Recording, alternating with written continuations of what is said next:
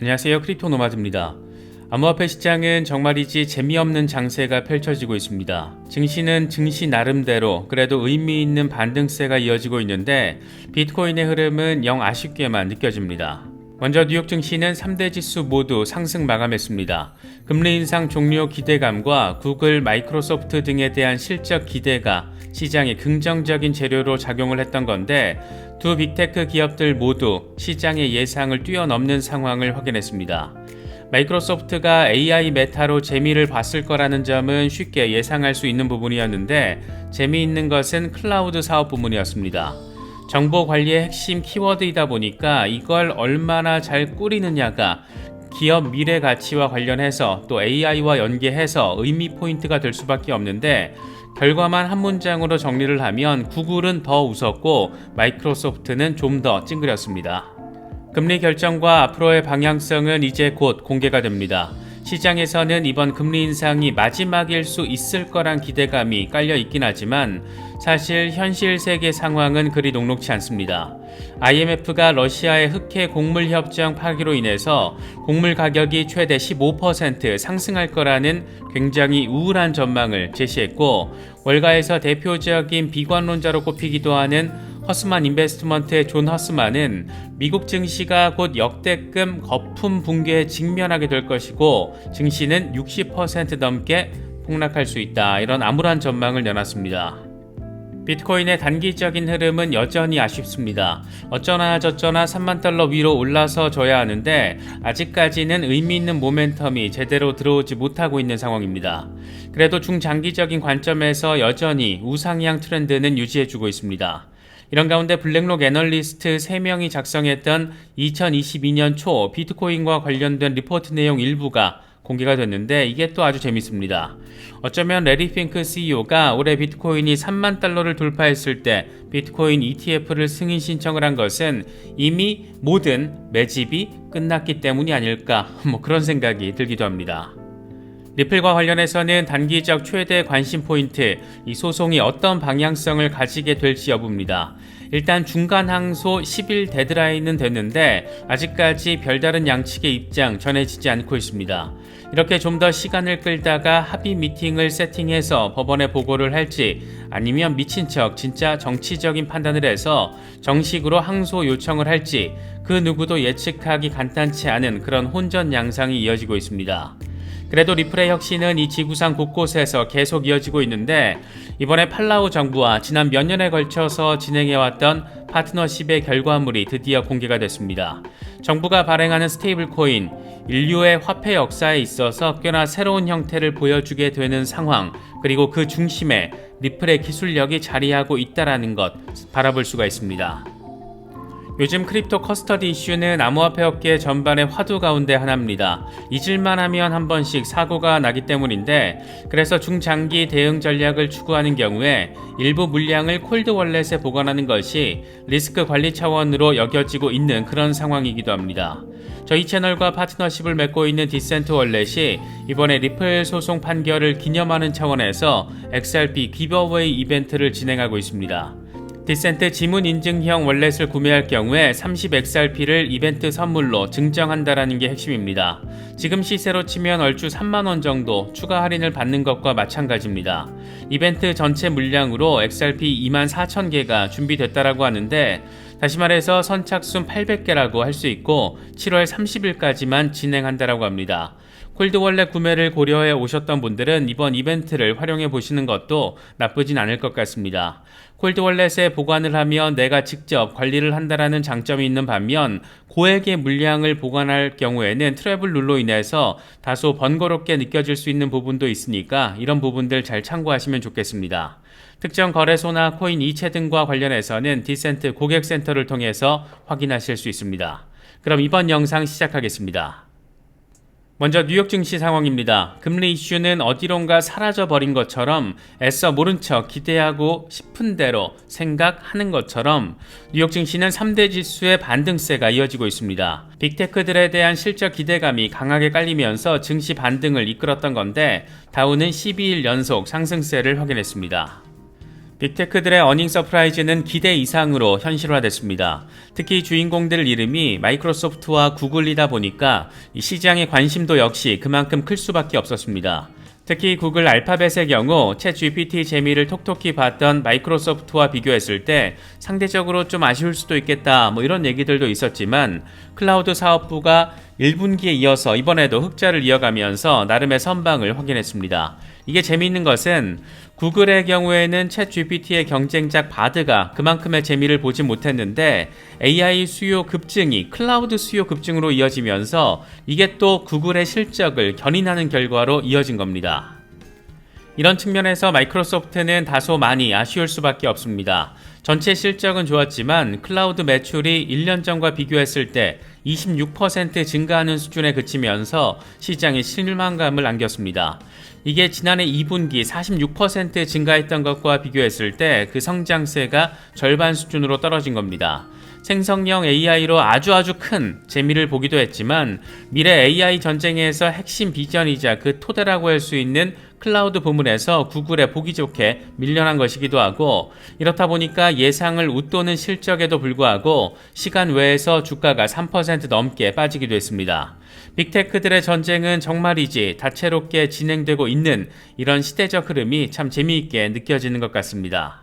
핵심 빅테크들이 어쨌든 단기적으로는 시장의 반등을 견인했지만 이런 상황이 계속될 수 있을지는 미지수입니다. 일단 연준이 이번을 마지막으로 금리 인상 종료 선언을 할지를 예단하기 어려운 상황입니다. 어제 영상에서 짚어봤듯이 월스트리트 저널은 아예 대놓고 연준은 아직 금리 인상 종료 선언을 할 준비가 되지 않았다. 이렇게 진단을 하기도 했는데 이번에 IMF가 러시아의 흑해 곡물 협정 파기로 인해서 곡물 가격이 최대 15% 상승할 수 있다라는 전망을 내놓은 것은 인플레이션의 악화의 방향성을, 그 가능성을 아주 선명하게 내보인 것이기도 합니다. 이와 관련해서 고린차스 IMF 수석 이코노미스트는 곡물 협정이 우크라이나로부터 충분한 곡물 공급을 보장하는 데 매우 중요한 역할을 했다라며 가격이 얼마나 오를지 아직 평가 중이지만 10에서 15% 범위가 합리적인 추정이라고 설명을 했습니다.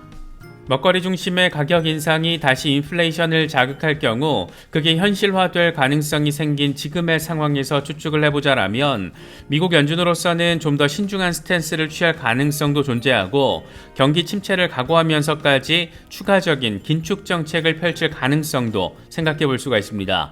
이럴 경우에 다시 시장은 얼어붙게 될 가능성이 높은데 하필 이런 주변 환경과 맞물려서 월가의 대표적인 비관론자 존 허스만이 증시 폭락 가능성을 경고하고 나섰습니다. 이 양반은 미국 증시를 둘러싼 역대급 거품이 곧 터지게 될 것이라며 S&P 500은 최대 64%까지 폭락할 가능성이 크다라고 말했습니다. 이건 이 양반이 고객들에게 보낸 서한을 통해서 밝힌 내용인데 연준의 고강도 긴축과 경기 침체 리스크에도 불구하고 증시에 거대한 거품이 형성되고 있다. 투자자들이 미국의 경제 현실을 외면한 채 증시 상승 랠리에 베팅하면서 거품을 키우고 있다. 거품이 터지고 증시가 추락하는 과정에서 많은 투자자들이 눈물을 흘리게 될 것이다. 이렇게 강조했습니다. 이 양반의 이런 비관적인 멘트가 시장의 관심을 받고 있는 것은 지난 2000년의 닷컴 버블과 2008년의 금융위기를 정확히 때려 맞춘 그런 전력이 있기 때문입니다. 비트코인의 단기적인 흐름은 여전히 아쉽습니다. 아직도 3만 달러 밑에서 배회하고 있는데 연준의 FOMC 금리 결정 이후에 긴축의 방향성이 나오게 되면 이게 단기적인 관점에서 아래로든 위로든 변동성의 계기가 되지 않을까 생각됩니다. 공포 탐욕 지수는 하루 전보다 1포인트 오른 51을 기록하면서 여전히 중립 단계가 이어지고 있습니다. 비트코인 도미넌스 역시 별다른 변동폭 없이 50% 언저리에 자리하고 있는 상황입니다. 핀볼드가 주기적으로 전문가들을 대상으로 가격 전망 서베이를 진행하고 있는데 이번에 자칭 타칭 전문가 29명을 대상으로 비트코인 올해 연말 가격 전망에 대한 설문을 진행했더니 38,488달러까지 상승할 거라는 전망이 나왔습니다. 올해 최대 가격은 42,000달러, 2025년에는 대략 10만 달러, 2030년에는 28만 달러를 기록한다. 이런 내용들이 포함되어 있습니다. 중장기적으로 우상향 곡선과 반감기를 기준으로 한 새로운 전고 돌파, 이런 기준점에 대한 신뢰가 있으신 분들이라면 그냥 고개 살짝 끄덕일 수 있는 그런 수준의 전망이 아닐까 생각됩니다.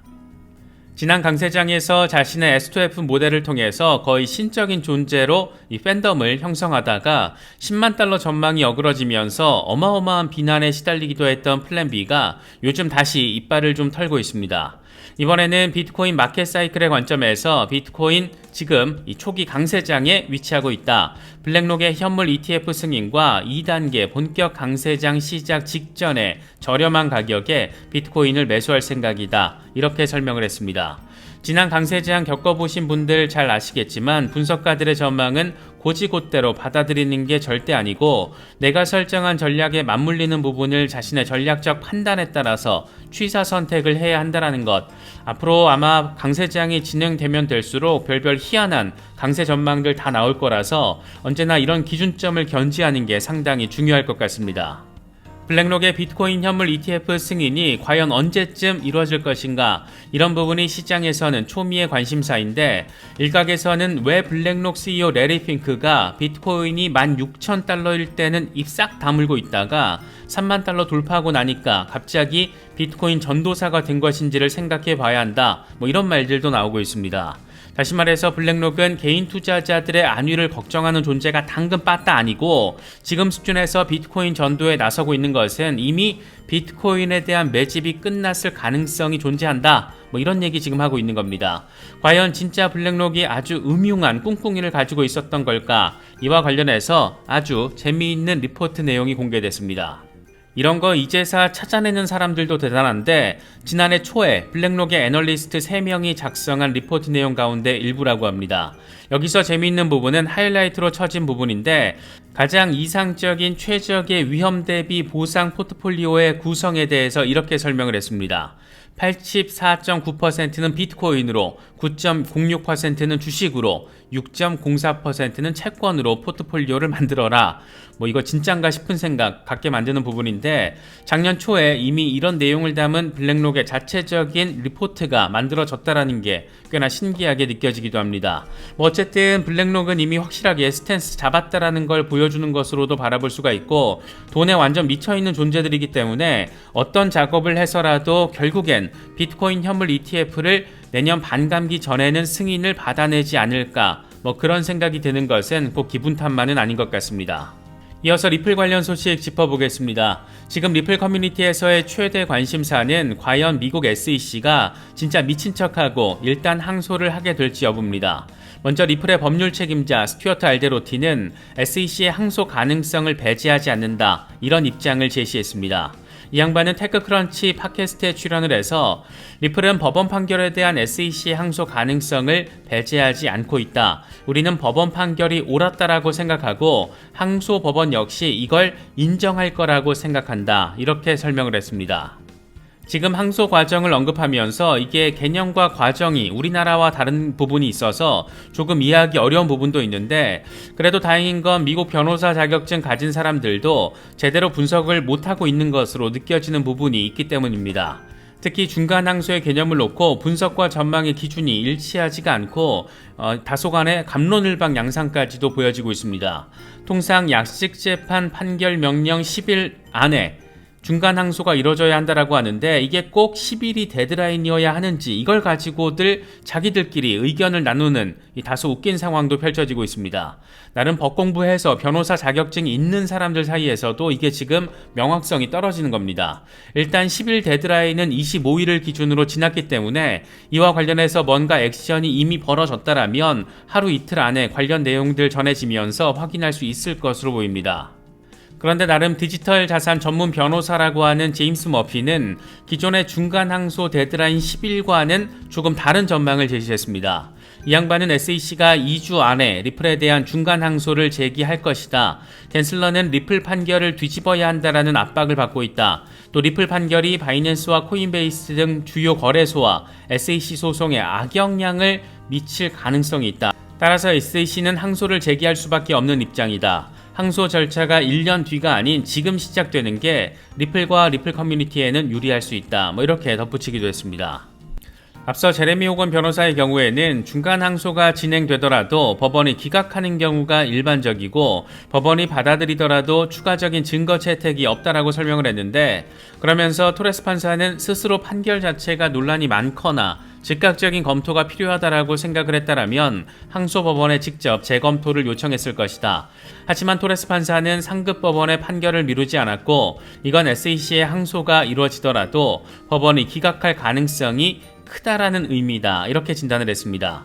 결국 SEC가 어떤 액션을 취하면 그게 하나의 임팩트가 될 것이고, 이에 대한 토레스 판사의 판단이 다시 한번 또 하나의 임팩트가 되는 상황 생각해 볼 수 있을 것 같습니다. 소송과 관련해서는 이렇게 여러 전망들이 엇갈리면서 갈래가 타지고 있고, 그렇게 우리를 다소 조금 혼란스럽게 만들기도 하는데, 블록체인 기업으로서 리플의 혁신은 아주 순조롭게 잘 펼쳐지고 있는 모습입니다. 일단 눈에 띄는 것은 팔라우 이슈입니다. 지난 2021년부터 리플은 팔라우 정부와 함께 CBDC 프로젝트 협업을 진행해 왔는데, 이게 팔라우 CBDC의 형태가 될지, 팔라우 정부가 발행하는 스테이블 코인이 될지, 이런 부분이 또 관심사였습니다. 국가 규모 자체가 도시국가 사이즈다 보니까 CBDC가 아닌 정부 발행 스테이블 코인이라는 재미있는 형태가 더 적합할 수 있다는 게 핵심이었습니다. 그런데 이번에 리플 CBDC 플랫폼에서 팔라우의 스테이블 코인 클룩이 발행이 됐고, 공무원들을 대상으로 우선 발행될 예정이라고 합니다. 민간 기업의 스테이블 코인이 아닌 정부 발행 스테이블 코인이 갖게 될 안정성, 그리고 앞으로 정부가 발행하게 될 CBDC와 정부가 발행하는 스테이블 코인 어떤 형태와 위상, 또 차이점, 공통점을 갖추게 될지, 이 두 가지가 다 모두 가능하고, 여러 다른 플랫폼에서 발행된 CBDC들, XRP가 싹 다 중개하면서 브릿지 커런시로 역할도 가능한 게 리플, 이런 여러 핵심 포인트들이 자리하고 있다 보니까 마치 여러 가지 기대감을 갖게 만드는 부분들 생각하게 되는 것 같습니다. 아무튼 리플은 잘 해나가고 있다는 것 확실해 보입니다. 이번에 준비한 영상은 여기까지입니다. 시청해주셔서 감사합니다. 지금까지 크립토 노마디였습니다.